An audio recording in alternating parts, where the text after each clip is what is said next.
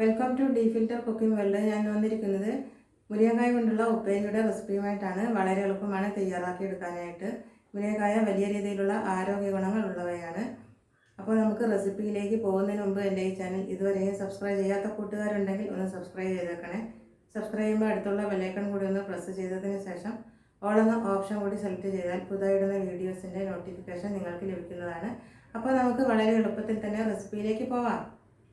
ആദ്യം നമുക്ക് മുരിങ്ങക്കായ നല്ലതുപോലെ കഴുകിയെടുക്കണം. 3-4 പ്രാവശ്യം കഴുകിയതിന് ശേഷമാണ് കട്ട് ചെയ്തെടുക്കേണ്ടത്. മുരിങ്ങക്കായ കട്ട് ചെയ്തെടുക്കുന്ന സമയത്ത് ഇതിൻ്റെ തൊലി നീക്കിയെടുക്കേണ്ടതുണ്ട്. ആദ്യം നമുക്ക് അറ്റത്തായി കട്ട് ചെയ്തെടുക്കാം. ഇതുപോലെ നീക്കിയെടുക്കാം. അതിനുശേഷം വേണം കട്ട് ചെയ്തെടുക്കേണ്ടത്.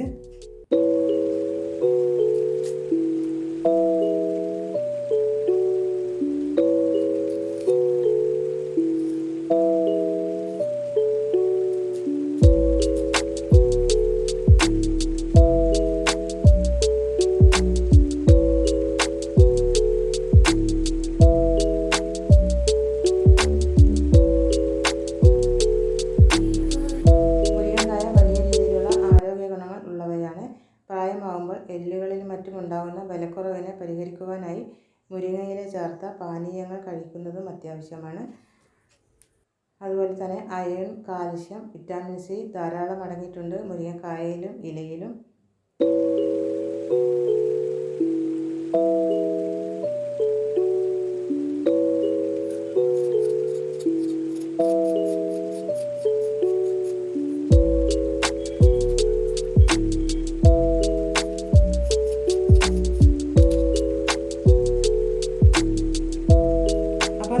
മുരിങ്ങക്കായ എല്ലാം കട്ട് ചെയ്ത് വെച്ചു.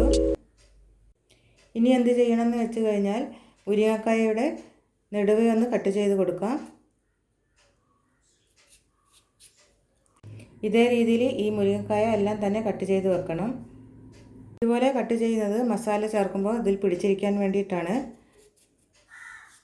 മുരിങ്ങക്കായ എടുക്കുമ്പോൾ നല്ല ഫ്രഷ് ആയിട്ടുള്ള മുരിങ്ങക്കായ തന്നെ എടുക്കാൻ നോക്കണം. അധികം മൂത്ത് പോകാത്തതായിരിക്കണം. ഇതുപോലെ നല്ല സോഫ്റ്റായിട്ടിരിക്കണം. മുരിങ്ങക്കായ എല്ലാം കട്ട് ചെയ്ത് വെച്ചു. മുരിങ്ങക്കായ വേവിച്ചെടുക്കാൻ വേണ്ടി ഞാനിപ്പോൾ ഒരു പാത്രത്തിലേക്ക് ഇട്ട് വെച്ചിട്ടുണ്ട്. 1/2 ടീസ്പൂൺ ഉപ്പ് ചേർക്കാം.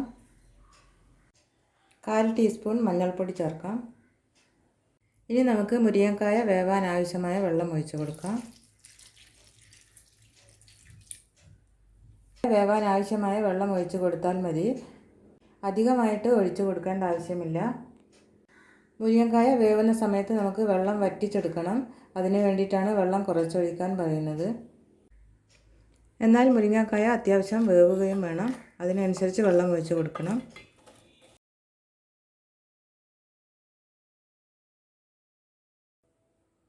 ഇനി നമുക്കിത് അടച്ചു വെച്ച് വേവിക്കാം.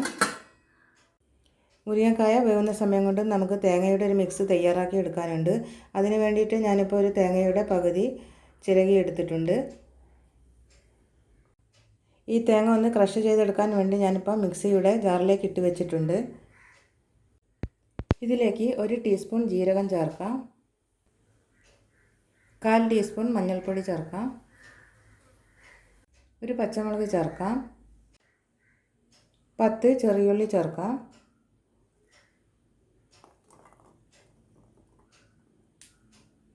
ഇനി നമുക്കിത് ജസ്റ്റ് ഒന്ന് കറക്കിയെടുത്താൽ മതി. അധികം അരഞ്ഞു പോകരുത്. അപ്പോൾ തേങ്ങ ഒന്ന് ക്രഷ് ചെയ്തെടുത്തു.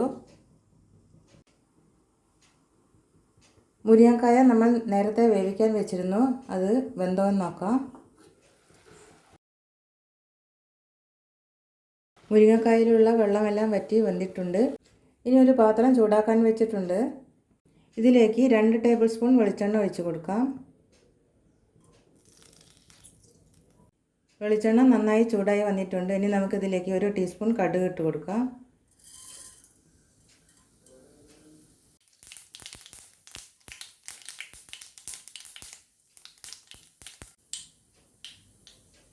ഒരു വറ്റൽമുളക് ഇട്ട് കൊടുക്കാം.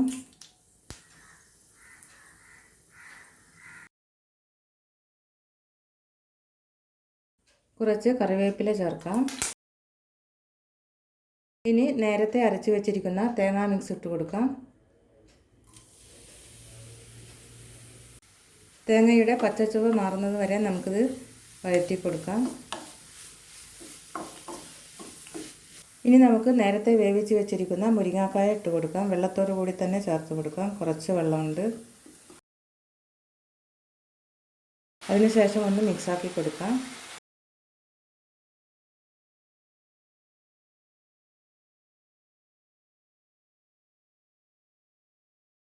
ഇനി നമുക്ക് അടച്ചു വെച്ച് 5 മിനിറ്റ് വേവിച്ചെടുക്കാം.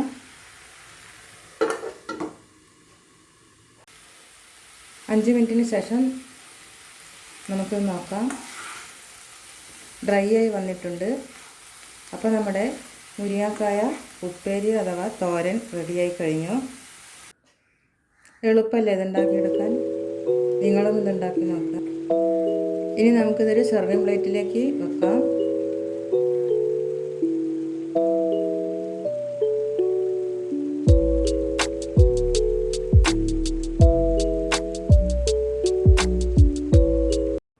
അപ്പോൾ നിങ്ങൾക്ക് ഈ വീഡിയോ ഇഷ്ടമായെന്ന് വിശ്വസിക്കുന്നു. ഇഷ്ടമായെങ്കിൽ ലൈക്ക് ചെയ്യാനും ഷെയർ ചെയ്യാനും അതുപോലെ സബ്സ്ക്രൈബ് ചെയ്യാനും മറക്കരുത്.